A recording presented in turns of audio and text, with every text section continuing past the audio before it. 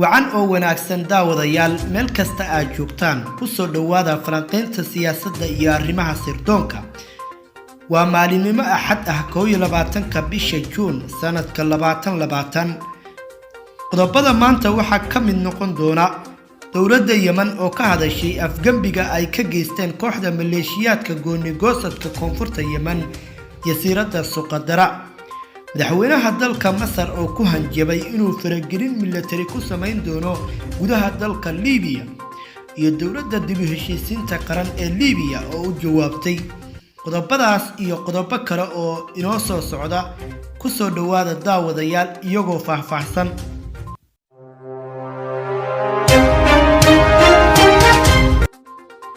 wakaaladda rasmiga ah ee dalka Yemen ayaa soo xigatay ilo rasmi ah oo ka tirsan dawladda Yemen oo sheegay in kooxda gooni-goosadka koonfurta Yemen ee isku magacowday golaha kumeel gaarka ah ay bilaabeen weerarro ay ku bartilmaameedsanayaan xarumaha dawladda ee jasiiradda Suqadara iyo hantida shacabka Yemen kooxdan ayaa waxa taageerta dawladda Imaaraadka Carabta oo doonaysa inay kala jarto dalka Yemen dawladda Yemen ayaa ku tilmaantay ficilka ay sameeyeen maleeshiyaadka uu taageero Imaaraadku inuu yahay fal afgambi ah oo aan la aqbali karin wiiqayana xarumaha dawladeed ee jasiiradda Suqadara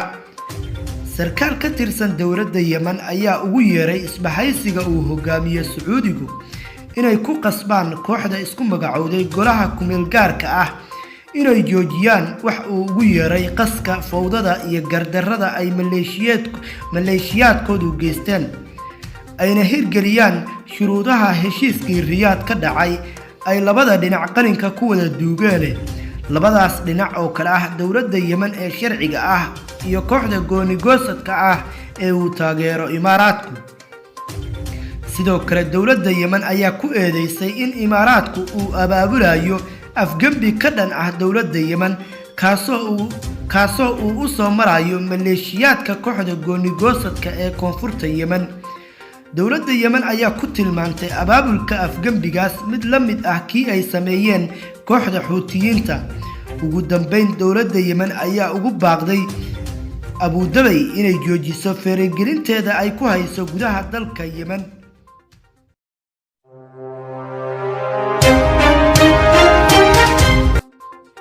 madaxweynaha dalka Masar Abdel Fattah Sisi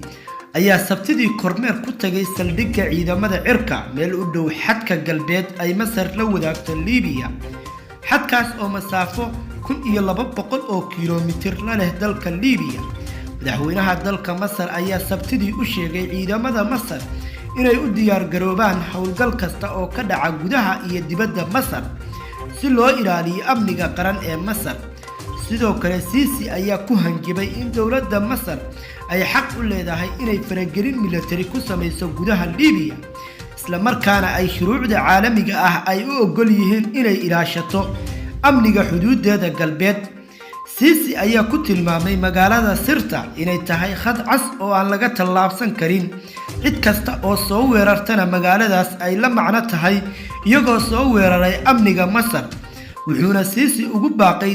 in dawladda Tripoli ay joojiso weerarka ay doonayso inay kula wareegto magaalada Sirta taasoo marin u sii ah bariga Liibiya oo ay maleeshiyaadka Xaftar ku xoogan yihiin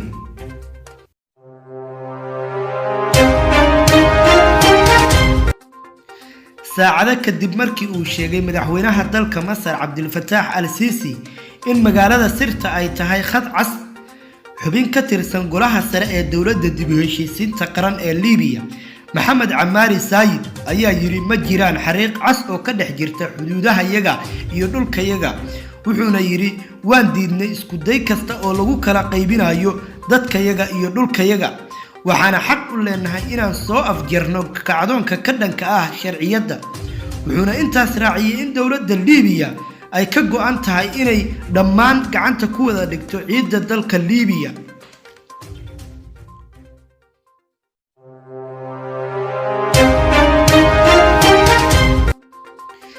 sabtidii wasiirka difaaca Turkiga Hulusi Akar ayaa beeniyay eedeymaha ah in maraakiibta badda Turkiga ay dhibaateeyeen marka Faransiiska laga leeyahay ay ahaayeen kuwa aan la xiriirin runta markii aan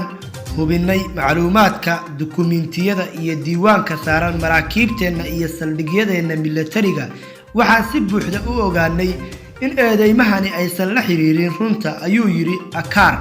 isagoo ka jawaabaya su'aal ku saabsan arrinta wuxuu tilmaamay khulusi Akar inay la wadaageen dhammaan dukumiintiyada wadamada xulufada la ah saraakiisha militariga iyo saraakiisha rayidka ah ee xarunta ururka NATO khulusi Akar ayaa yiri waxaan filaynaa in qaar ka mid ah xulufadeena inay u dhaqmaan si waafaqsan rabitaanka iskaashiga iyo qaanuunka qaab dhismeedka gaashaanbuurta NATO mana aha in la been abuuro ajendayaasha looga dan leeyahay u adeegida danaha siyaasadeed goor sii horeysay sarkaal ka tirsan wasaaradda difaaca Faransiiska ayaa wareysi uu siiyay warbaahinta ku sheegay in ciidamada badda ee Turkiga ay xireen marka Faransiis ah oo ka qayb qaadanayay howlgalka loogu magac daray Irini ee ay dawladaha reer Yurub ka sameynayaan xeebaha dalka Liibiya dawladda Faransiiska ayaa cabsi ka muujisay weerarka uu Turkigu doonayo inuu ku qaado magaalada Sirta taasoo Turkiga u fududeynaysa inuu gacanta ku dhigo saldhigga Al-Jufra oo dhaca bartamaha dalka Liibiya sidoo kale Faransiiska ayaa walwal ka muujiyay in Turkigu uu la wareego magaalada Sabha oo dhacda koonfurta Liibiya Faransiiska ayaa ku macneeyay haddii uu Turkigu la wareego saldhigga Al-Jufra magaalada Sirta iyo magaalada Sabha ay taasi la macno tahay in khatari ay dul hoganayso saldhigyada Faransiisku ku leeyahay dalalka Chad iyo Niger sidoo kalena ay u dhamaatay mashruucii Faransiiska ee ku aadanaa gudaha Liibiya Faransiiska ayaa baadi goob ugu jira sidii uu u heli lahaa dawlado cadaadis ka saara Turkiga isla markaana ku garab siiya inuu badbaadsado doorkiisa badda Mediterranean-ka guud ahaan daawadayaal falanqayntii maanta waa naga intaan qaybta xigta ku kulmayno nabadgelyo